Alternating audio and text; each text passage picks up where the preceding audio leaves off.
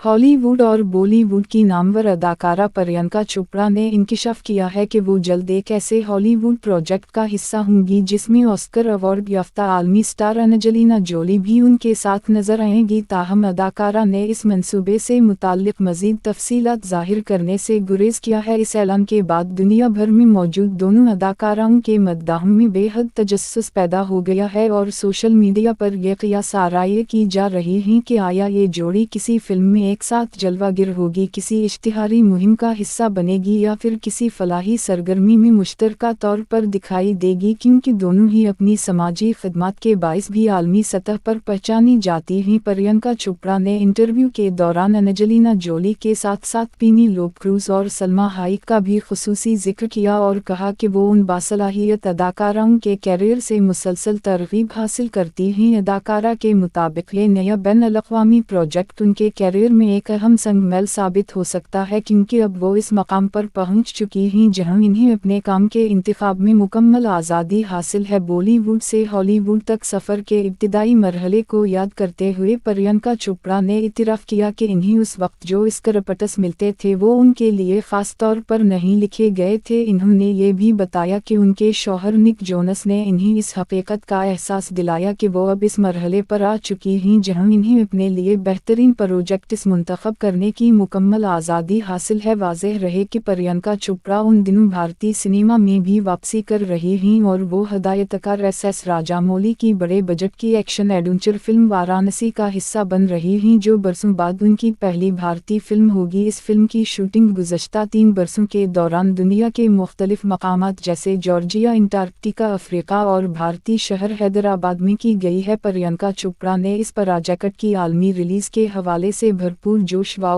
खुरूश का इजहार किया है, जो 7 अप्रैल 2027 को दुनिया भर में नुमाइश के लिए पेश की जाएगी।